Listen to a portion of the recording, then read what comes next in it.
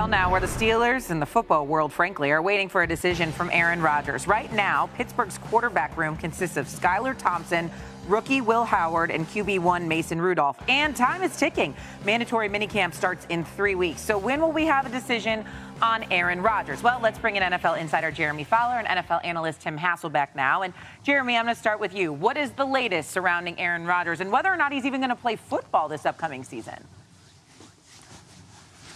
Well, Shay, people I've checked with say the Steelers remain optimistic here. They have been in touch with Aaron Rodgers, but that there's still no hard and fast update. Clearly, the Steelers are respecting Aaron Rodgers' time. He had alluded in the past on the Pat McAfee show that he had some issues in his inner circle that he wanted to work out. So the Steelers acknowledge that and are aware of those type of situations. So they have May 27th OTAs starting. They would love him there. That gives him 3 weeks to potentially sign there and work out. Now, if we're playing conspiracy theory, as some around the league do, I've checked with some teams who wonder, like, hey, is he waiting on the Minnesota Vikings here? You know, where he would play 9 dome games per season, would have Justin Jefferson, Kevin O'Connell, one of the best play callers in the league. But even checking on that, the Vikings have sort of moved on. They're all in on J.J. McCarthy, so that seems unlikely. It does feel right now like it's Pittsburgh or bust. Okay, Pittsburgh or bust. Tim Hasselbeck, I ask you, do you expect Aaron Rodgers then to be a Pittsburgh Steelers here in the coming week?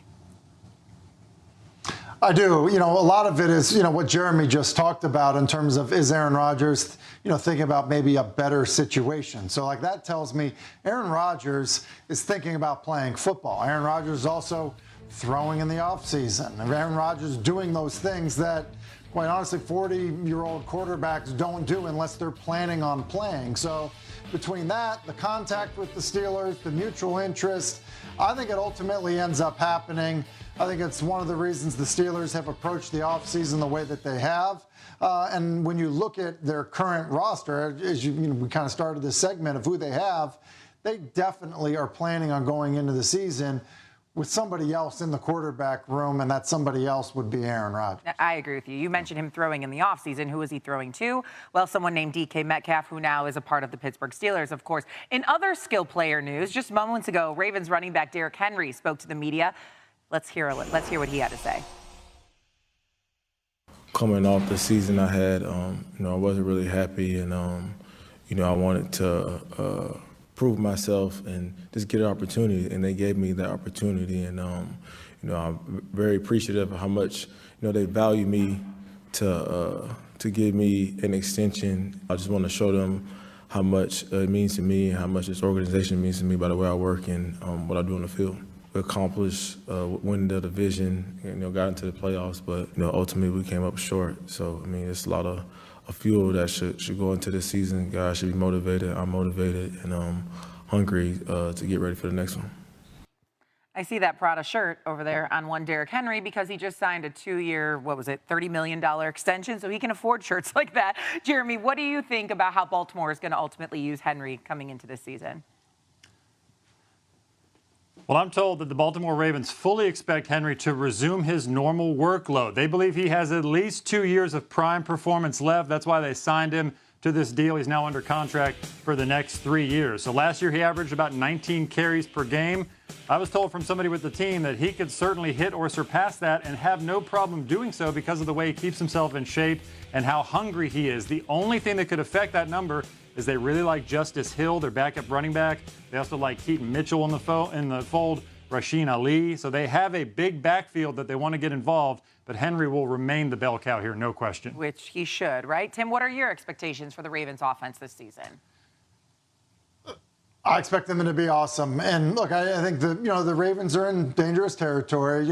Investing in an older running back, it typically doesn't work, but every now and then a guy is different. And look, Adrian Peterson was different.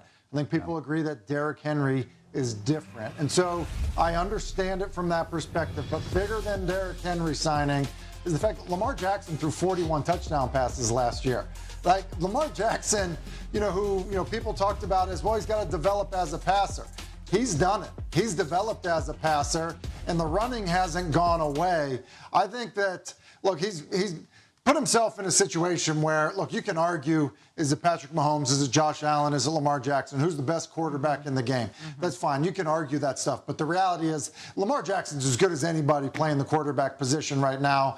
And then the development that's happened, especially under Tom Bakken as their offensive coordinator, to build on that with the way he's elevated the play of the guys around him, I expect Baltimore to be really good on offense, and it's because of number 8 for the Baltimore Ravens. Yeah, as long as he is under center and he is doing what he does with his feet and his arms, Baltimore and that offense is going to be dangerous. Tim and Jeremy, we appreciate you. Thank you. Let's go to the NFL owner meetings now. They'll get underway in Minneapolis tomorrow. There is talk about shifting playoff seeding from division winners to records, and our Mike Greenberg, well, he's fired up about it. I have been arguing for this for 25 years. They're going to vote on redoing how they do the seeding in the playoffs. I am 100% in favor of this idea. I've said it before and I'll say it again. I like anything that makes the regular season more important. And this would do just that. NFL insider Jeremy Fowler and NFL analyst Tim Masselbeck back with us now on SportsCenter. Jeremy, to you first. You'll be at the NFL owner meetings this week, actually as early as tomorrow in Minneapolis. Greeny obviously very fired up about the potential of playoff reseeding. What more can you tell us?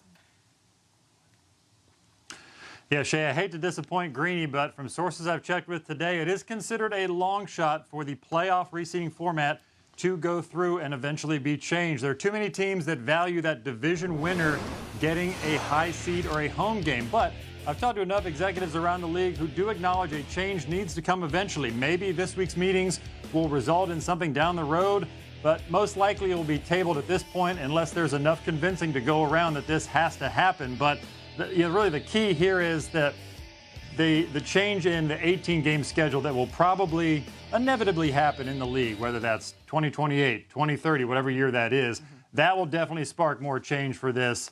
Teams I've talked to believe that they would have to create the lack of meaningless games late in the season. That's really been the issue and why the Detroit Lions have voted for this proposal. They don't want a situation where, like last year, Minnesota went 14-3 and has to play on the road. So enough teams acknowledge that is an issue. Maybe they can create down the road a differential where you can, work it out where division winners are still rewarded. But they feel like the language in this proposal right now probably isn't enough to go through.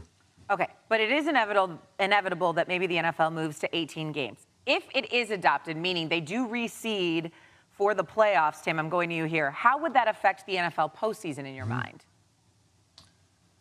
Well, I mean, there's a couple of things like with this. I understand Greeny's point, but, in terms of, making every regular season game valuable, the divisions matter. Like, I was never on a team where when the coach, set out the goals for the season, he didn't say, number one is, like, our goal is we're going to try to win the division. Because if you win the division, you give yourself a chance and you give yourself an opportunity to host a playoff game. I just don't think it's a good idea to lose that. One of the things that, I think you could argue college football has that pro football doesn't have is the passion of certain rivalries, and the meaning of that. Like, so when you look at NFC East battles or NFC North battles, like things of that nature that, have such a long history and mean so much, I think that matters in the postseason. I think it matters in the regular season, and I think it gives tradition to the National Football League. Yeah, there's a reason we play all these teams twice, right? Like, there's a division for a specific reason. So that obviously will become a hot button topic. Jeremy, another potential topic this week is the tush push, of course.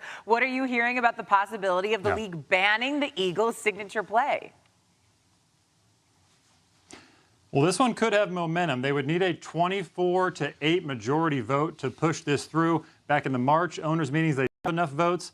This time they could. I've talked to enough teams who say that they want to get the rugby-style play out of the game. They want a quicker whistle when a player gets upright. They don't want 3, 4, 5 seconds where a whole offensive line and running backs behind a quarterback can push them through. The problem is the way the Packers have proposed this to the league, a lot of teams feel like it's narrow and targeting the Eagles, and nobody wants to punish one team for this. So it's very possible that when the owners get to Minneapolis this week, they're going to tweak this proposal, or the Packers will tweak it to some different language that's more broad around the league where they can try to find a sweet spot and that Philadelphia isn't the one being punished here. So this could look very different 2 days from now, but they have to get the ownership votes, and right now it would take some convincing because they were short 2 months ago. What it does overall, though, and Tim and I have talked about this, is add a little bit more juice when the Eagles and the Packers play each other this upcoming season. Guys, thank you very much.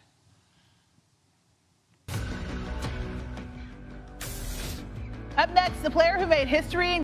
Xin chào tất cả các bạn. Chào mừng các bạn đã đến với kênh YouTube của mình. Ngày hôm nay mình sẽ làm một chiếc video là tô màu những sản phẩm, hoa quả, con vật, đồ vật, vân vân. Nếu các bạn chưa biết sản phẩm gì đúng không thì hãy xem hết video và để lại một cái like và một lượt subscribe.